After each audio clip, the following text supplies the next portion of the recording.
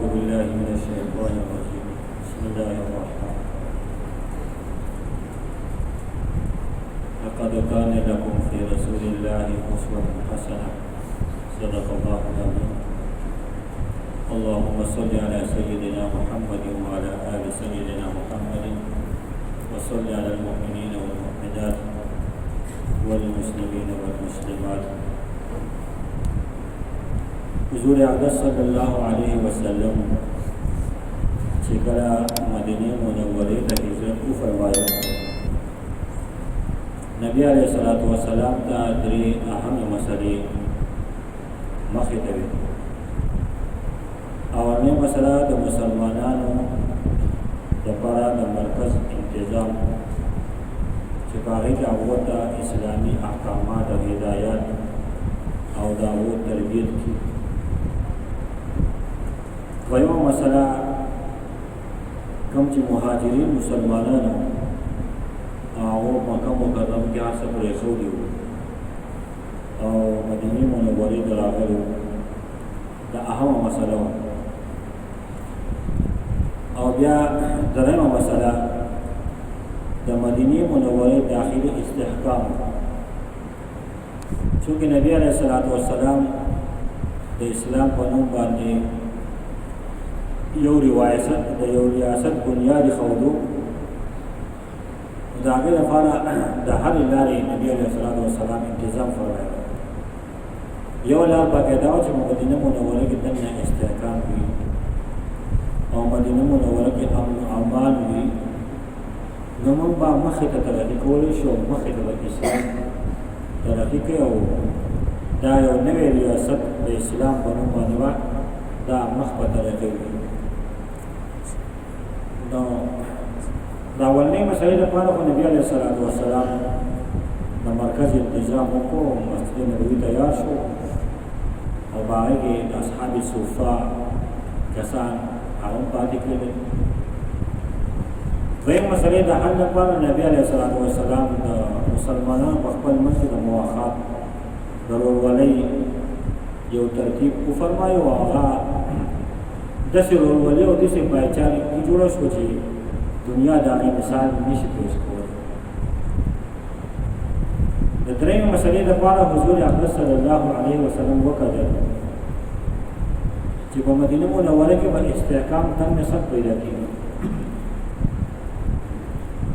نو په مدینه منوره کې اکثر آبادي خو د اوس او د خزرج وه چې په هغې کې زیاتو خلکو اسلام قبول کړی.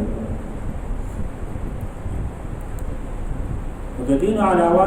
یهودیان دلته آباد شوي وو، دلته کې د هغو تعداد هم کافي او معاشي لحاظ سره یهودیان هغه مضبوط وو او د هغوی یو پالیسي وه چې دغه نور قبایل به په خپل منځ کې جنګول. اگر که د تعداد په لحاظ سره اوس او خاطر ډېر خلک وو، تعداد یې سیوا وو، لیکن کمزوری بدی باندې هر ټایم بدو یو بل سره بچت باندې او د دواړو سره د یهودیانو رابطه وه. جنګ دپاره د هغوی سوه بکار ورکول به وله قرضونه به ورکول په سود باندې. کاروبار به د هغو نه وو، کاروبار ټول تو قبضه کړی وو. نو په مدینه منوره کې او په خیبر د دې یهودیانو مرکزونه وو، د دوی د تعلیم او تربیت ځایونه او قلې د دوی باقاعده په خیبر کې مضبوطې قلې اوس هم د هغې آثار او کندرات په خیبر کې موجود او دوی اهل کتاب. د جزیرة العرب کې علمي تفوق دوی داسې و، عام عرب ورته په ښه نظر باندې کتل، د دوی امتیازي حیثیت و ځکه دوی اهل کتاب. دی خلکو به د یهودیانو به د عام عربو ته یو خبره کوله چې زموږ په آسماني کتابونو کې دا خبره شته، یو اخیر پیغمبر به راځي، د هغه احوال به داسې اوصاف به داسې او باقاعده د د نبی کریم صلی الله علیه وسلم پوره تفصیلات بیان کړي او الله پاک په قران کریم فرمایي يعرفونه كما يعرفون ابناءهم دا يهوديان دا اهل کتاب دا پیغمبر دشي پیږي خپل ځامن کې پیږي خو ته پته چونکه دا يهوديانو په طبيعت کې دا هغه وخت نه سلامتی نه و امن امان د وختونو د حق نه حسد او عناد انکار استکبار دا د دوی په خډه کې راغلی شي قرآن کریم الله فرمایي وجحدوا بها واستيقنتها انفسهم ظلما وعلوا قرآن کریم د دوی پوره بیماریان په پته بیان کړي کار چې موږ ځان دا نه خبر کو چې په دې يهوديانو کې کومه بیماری وي د دوی کوم کرتوتات دي د دوی قانون د مسلمانانو خلاف څنګه وسه کېدل نو کومه د دوی دا بیمارونه خبر شو د دوی هغه کم افعال چې د اسلام خلاف اوس هم هغه شان جاری دي هغه طریقې دي هغه طریقې مسلمانان دوی ګمراه کوي فرق سره هغه وخت مسلمانان د اندازه مخالفت کې هغه برابر نه تیار کړو اوس موږ وزګار نه فارغ نه موږ د هغه د مقابلې د تیارې سره طریقه نه راځي دا کې د ټیم نشته نو هغه يهوديان هغه طریقې استعمالي موږ د غافلو کامیابی دي اسپین کې عجایب کړ دي اسپین هغه عجایب کړ کې یو مجسمه جوړه شوې ده یو مسلمان په سجده پروت دی شکل سره کړی په سجده دی په هغه له پاسه عیسائی ناست دی څنګه عیسائی خپل عبادت کې کېږي مراقبه کې ناست او په هغه له پاسه یهودي ولاړ دی او چې کوم خپل هغه تورات راغستی دی داسې نیولی یو کس راغی هغه یهودي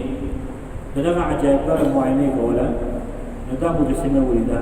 چې مسلمان شکل راخه غان جنماز خور کړی دی په هغه پاسه مسلمان په سجده دی لباس مسلمان د شکل سره کړی په هغه مسلمان باندې د پاسه په بلای عیسائی ناشته او پرتر والے خپل عبادت هغه یو غاچي وروي هغه دی او په هغه پاسه چې یو یهودي ولاړ دی تورات نو چې کله واپس نو هغه د پاتې هغه رجسټر کې څه خبرې دي خپل تاثیرات دي نو چې کله واپس نو هغه تاثیر لیکي وي ما دا مجسمه ولیدا نو زنه په تشویش کې شو او هغه تشویش زما دا دی چې تاسو مسلمان په شدت پروت دي لپاسه د عیسائی ناس ته او هغه لپاسه یهودي ولاړ دی زما تشویش دا دی کچته کې دا مسلمان لپاسه دا مسلمان او دې ټیک شو کنه دې نیک شو نه په مقدس بګه باندې نه به د عیسائی او نه د یهودي حالانکه اسپیکر مسلمانانو ملک او دا هغه وخت چا دا مجسمه راکړی لکه مسلمان معلوم شو کنه او مسلمان خپل دین ته بلا وتړله په مقدس بګه باندې یهودي نه عیسائی بعد هغه دا مسله ده نبی کریم صلی الله علیه وسلم چې کله مکه مکرمه کې دا څنګه و چې نبی علیه الصلاۃ والسلام د دې يهوديانو د اساسونو نه داغه محفوظ و دا څنګه قرآن کریم کې واقعات شته کوم څه چې ټیم ملاو شو درس کېږي قرآن کریم ترجمه تفسیر کو داغه د پته ولري دې يهوديانو دغه مکه مشرکانو ته خبر راغلي وي د دې پیغمبر دا تاسو ته دې بلا جواب شي دا تاسو به دې بلا جواب شي دا تاسو به دې بلا جواب شي لکه سورہ کاف ابتدا کې دغه موږ خبره کوو چې دې يهودانو مشرکان ته وی دې پیغمبر نه بدات تاسو کوي چې هغه نه هاته ځوانان شو کو چې هغه په غار کې باندې غستې و دې خو چې د خپل رسل نشي کولای نو دې ودا جواب درنه کیږي دې ولا جواب وشي آی دې ته په بداو کې روح باره کې ساسه خیال دی او درې په هغه بادشاہ باندې کې تاسو کې دا غوښتل چې کړنه دې په مشرق او مغرب باندې هغه بادشاہ الله پاک اوس راوړي دا دې درو خبر جواب الله پاک نو هغه وخت نبی عليه السلام چې کله مکه مکرمه کې وو د دې يهوديانو د حرام دوبل محفوظ نه وو بلکې مقابل چې موږ هغه څه په بلی وو بیا چې کله پیغمبر علیه السلام مدینه منورې ته هجرت وکړو ظاهره خبره ده چې هغه اوس او خزرج هغه قبیلې چې دوی جنګولې خپل مفادات به دوی اخیستل نو هغه اوس او خزرج د یو مسلمان په نوم باندې راغونډ شو مسلمانانو چې کوم یو بل په میدان کې ولاړو په پلان کې کېږي وجلې وو هغه د نبی کریم صلی الله علیه وسلم په مجلس کې درون بشان دي يهوديان دا راغلل بل چې نبی عليه السلام کله مدینه منورې ته راغی نو کوم هغه علمي امتیازي شان چې دی يهودو ته حاصل ختم شو ځکه نبی کریم صلی الله علیه وسلم آسماني کتاب نازل شو نو دغه هغه مشرقه پیدا دوی پیغمبر علیه السلام سره حوس او حسد شو دوغوالم دا خلق د خپل دین او بسواله حسد من عند انفسهم من بعد ما تبين لهم الحق دو پوه چې دا د مدینې د راغلي په مسله برتري ختمه شوه د پیغمبر علیه السلام مخالفت شروع خپل غزور د پلان د کته او طریقه چې و د انبیاء قتل د مسلمانانو قتل او قتال دا هغه مخنی راغلی موقع کدا چې نبی کریم صلی الله علیه وسلم ته سره ورسېد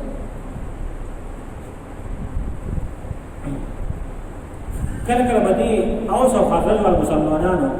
دغه يهوديانو ته چې تاسو ته دا خبره کوله یو پیغمبر برازي دا قدا د اوصاف دي د صفات دي او موږ دا هغه ملګرتیا کوو او موږ تاسو نسکو لکه څنګه چې مخکې کومه الله پاک تاسو نسکو دا پیغمبر خدا راځي ایمان راوړي دوی نه دا پیغمبر نه پای صحابو يهودان او د پوس کو يهودي له سلام بن مشکم دا غوښنه دا قبيله بنو نزير په مشرانو دا مخکې دا خبره شوې ده د دوه قبيله درې قبيله وي بنو قریظه بنو قینقاع بنو نزير دا غټه قبيله وي دا سلام بن مشکم چې دا قبيله بنو نزير مشرانو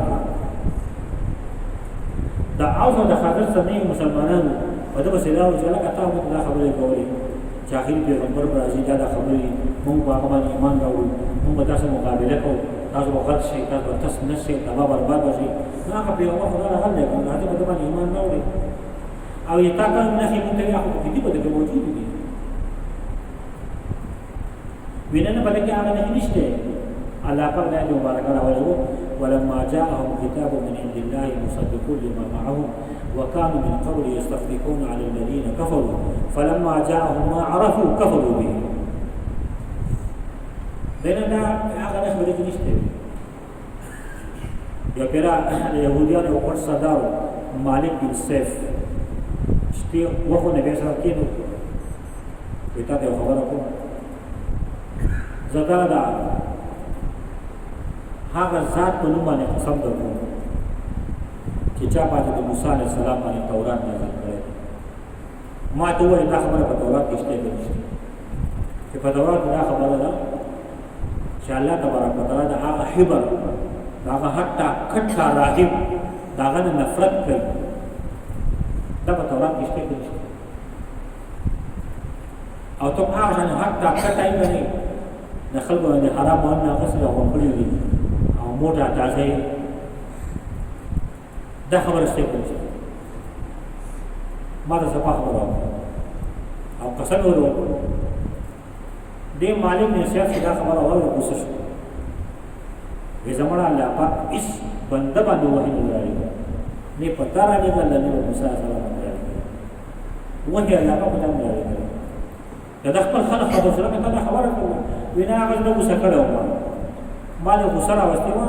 ما په غسر کې دا خبرې کوي هغه چې په غسر کې دا خبرې کوي دا خو موسی عليه السلام نو انکار وکړ متزم نو مشرق قابل نه هغه معذور او کار ابن اسد په مشرق اندا کې دا واقعا په دې لپاره بیان کړل چې د دې طریقه دا و د نبی عليه السلام سره د دومره حسد چې په غسر کې باران نه خپل ځان د اسانه خلاص نبی علیہ السلام پوښتنه چې کله مدینه منورې دنه داخلي استحکام جوړول پکار وي دا هغه لپاره طریقه ده چې د څه معاهده کوي د لپاره د دې چې دوه مخالفت او عینات هغه زیات نشي اصل دی او چې سیوا نشي د لپاره د دې چې مدینه منوره کې مونږ ته او ته خپل دین ازادي او امن امان چې نبی سلام د اسلامي ریاست د بنیاد چې دای په مضبوطو خطر باندې جوړو په مضبوط باندې دا لپاره ضروري دا و چې د اندرونی او د ګرمي خطرات نه محفوظ وي او دا لپاره حد الامکان انتظامات وکړي نبی علیہ السلام په مدینه کې د مدینه کې چې کوم قبایل او یهودیان چې دا غوښه معاهده وکړه چې باقي کې چې کوم قانون درخه داخل باندې دستي د ظلم او د زیاتې خلاف یو والی د بهر څو معاملې کې دغه مقابله کې زموږ اتحاد وي هر چا د خپل مذهب رسومات او ازادي د یو بل احترام کو یو بل سره په فقر فریب اجتناب کو او معاشره کې چې کم کمزور خلک دي هغه مدد کو چې کم معذور خلک دي هغه سره تعاون کو او د مخکې چې کوم خلی روایت دي هغه برقرار دغه معاهده د میثاق مدینه ویل دي او په مخ د دنیا باندې د اولنی اسلامي ریاست هغه شهري قانون او آئین هغه ده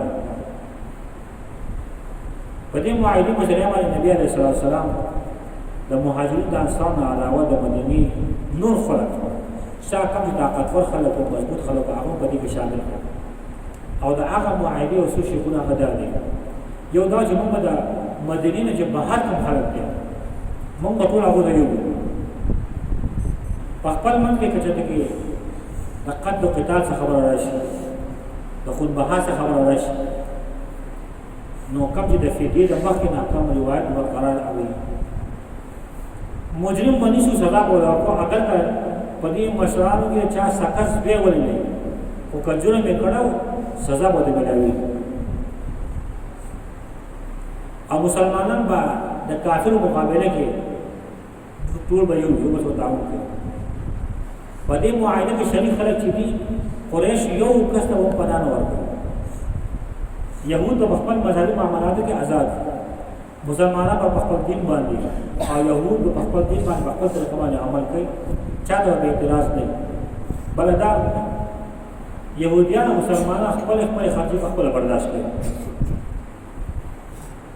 په جنګونی کې يهوديان او مسلمانانو سره مالي تعامل کوي کڅوړ په مدینه باندې حمله کوي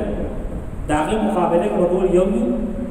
او په دې معاهده کې څومره شریک فریقین دي ټول به یو ځای جمع کوي او خطر خپل راځي کچته په دې معاهده کې فریقین موجود دي په خپل منځ کې اختلاف او تنازع راشي فیصله پیغمبر علیه السلام کوي